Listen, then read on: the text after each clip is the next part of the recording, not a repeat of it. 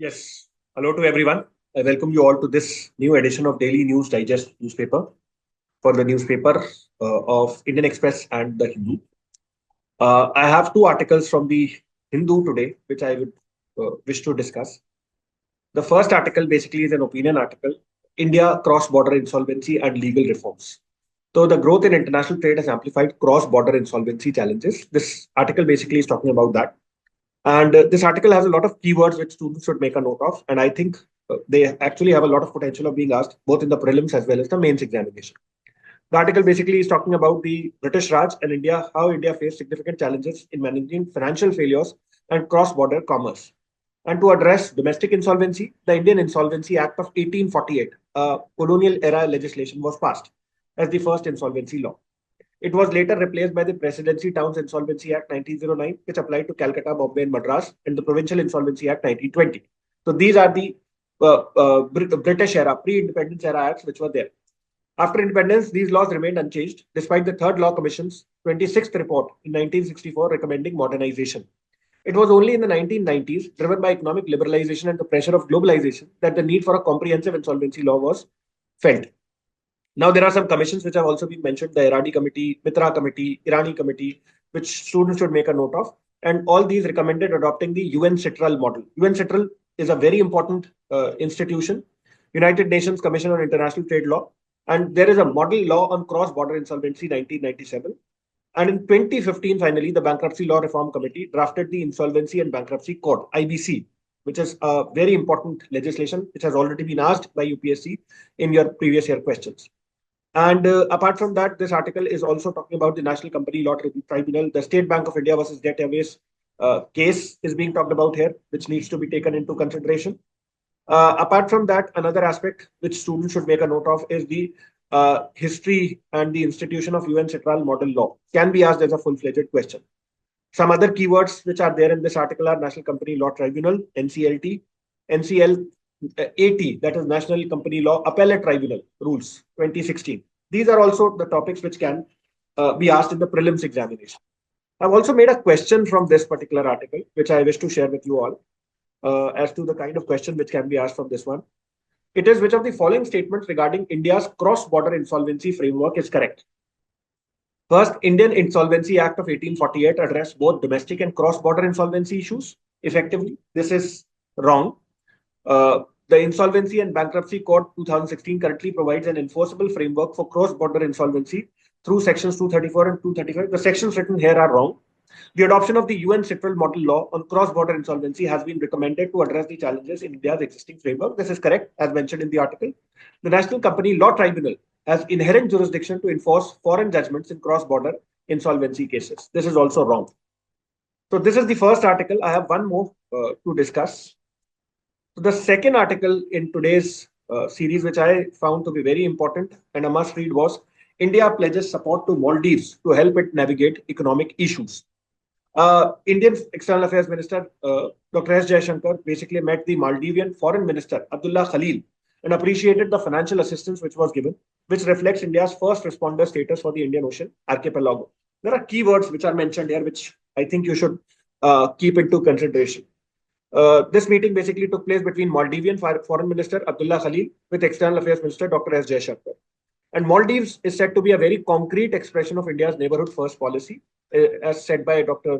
Jaishankar, and pledging India's New Delhi's support to the Indian Ocean archipelago as its economy is reeling under some stress. You must have seen that Maldives was in the news with India last year for both right and wrong reasons.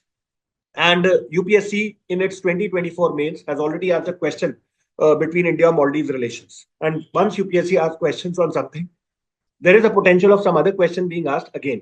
On that aspect, this article becomes very important.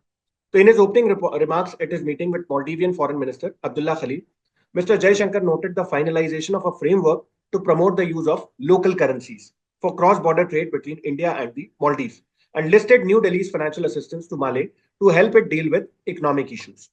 Apart from that, another aspect which was important was both sides signed a memorandum of understanding for the implementation of a high-impact community development project under Phase 3 in the Maldives through grant assistance from India.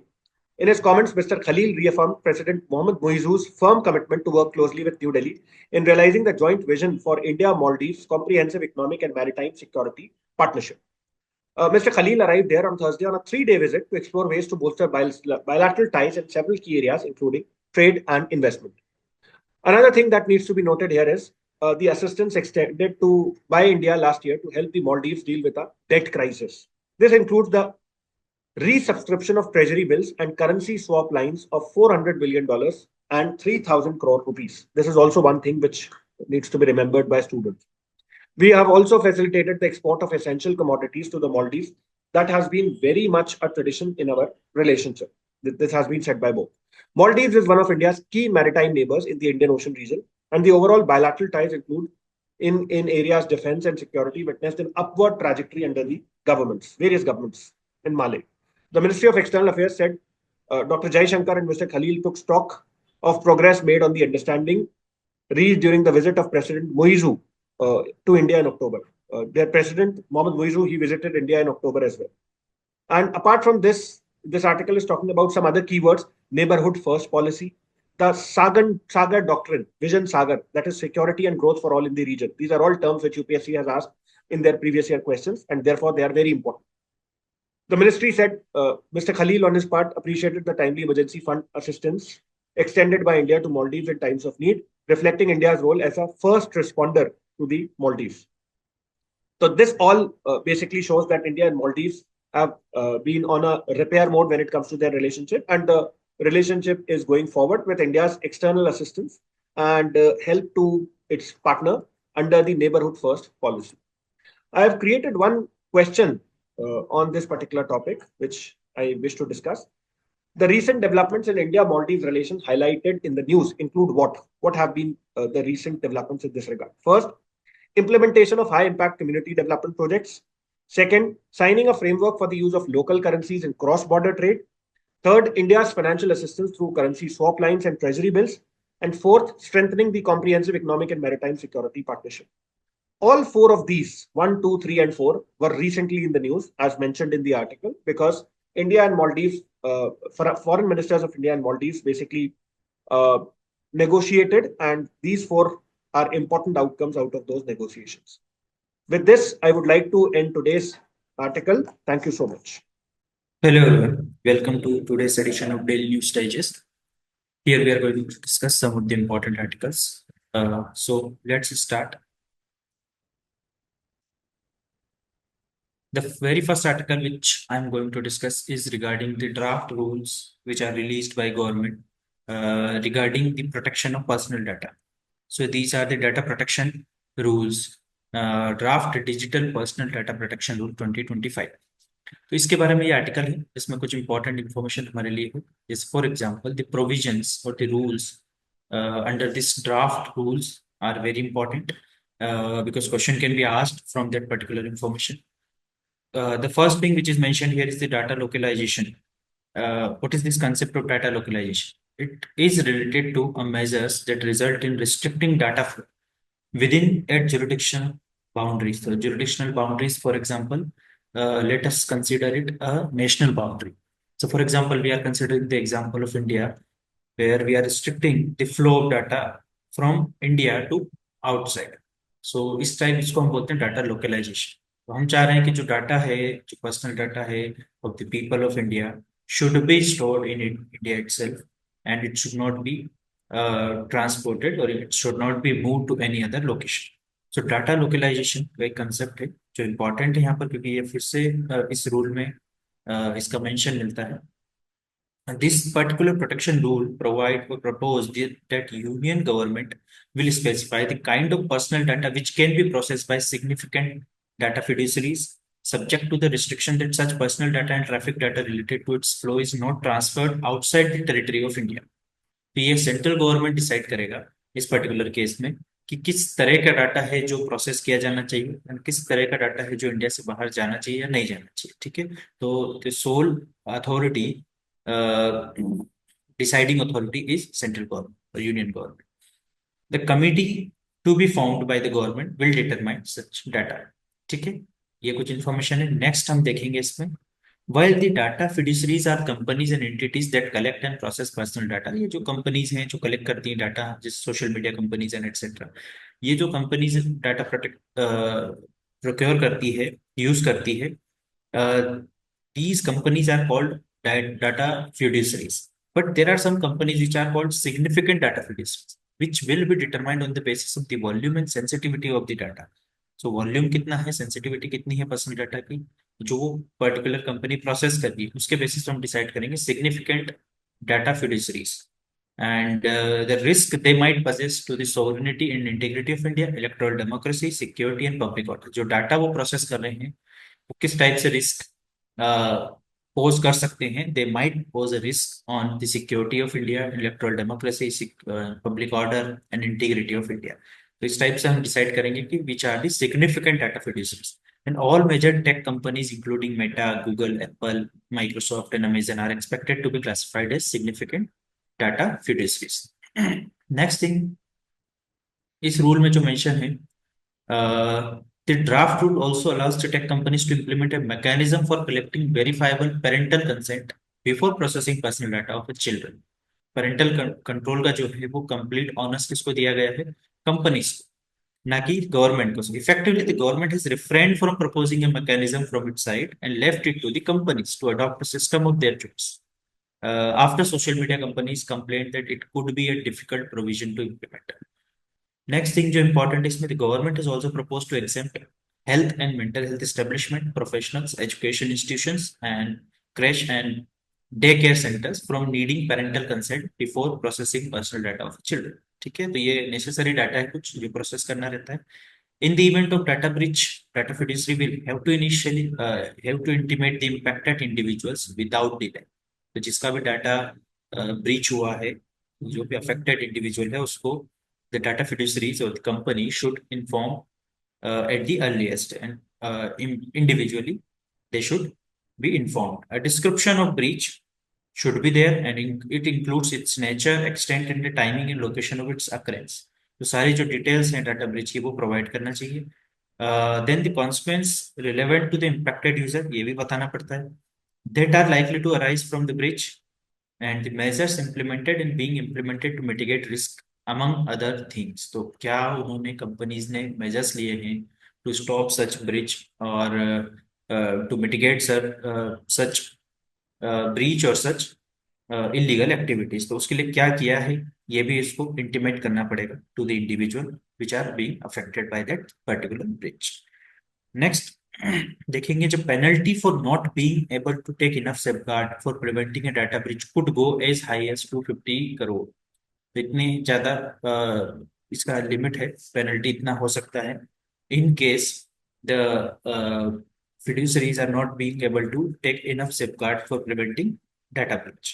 The data fiduciary will have to implement reasonable security measures to protect the personal data, including encryption, access control, monitoring for authorized access, and data backups. The rule proposes. तो ये rule ये भी बोलता है कि these companies and fiduciaries have to implement reasonable security measures to protect the data or the personal data, which these measures may include encryption, access control, monitoring for unauthorized access, and data backups, etc. इस type के steps को ये use कर सकता है. तो ये particular article था जिसमें हमने ये रूल्स देखे. One question which can be framed from this article, let us see. ये आप देख सकते हो इसमें, which of the following is are correct regarding the draft digital personal data protection rules 2025. So, the first statement is the union government will specify the type of personal data that can be processed by significant data fiduciaries with restriction on transferring this data outside India. ये भी हमने देखा है, data localization, and union government is the sole deciding authority. Now, the first statement is correct. Significant data fiduciaries are determined based on the volume and sensitivity of personal data they process and the risk they pose to the sovereignty, integrity, and security of India. This statement would also be correct. The draft rule mandated the central government to implement a standardized mechanism for obtaining verifiable parental consent before processing children's data.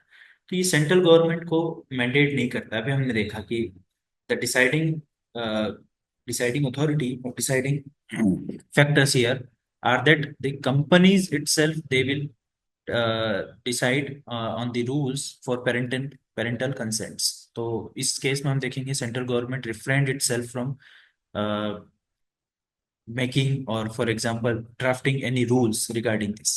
सो ये एक statement गलत हो जाएगा। In case of data breach, data fiduciaries are to required to inform impacted individual within 72 hours about the breach and its consequences। तो ऐसा कहीं पर mention नहीं है। They should intimate the individual immediately, जितना जल्दी हो सके उतना जल्दी इंटीमेट करना है अबाउट द डाटा ब्रीच। तो 72 आवर्स का मेंशन नहीं है, तो fourth statement will also be incorrect. तो first and second statement are correct, third and fourth statement is incorrect. तो ये आंसर हो जाएगा इसका A, 1 and 2 only. Now moving on to second article। The second article is regarding the index of logistics performance, leads।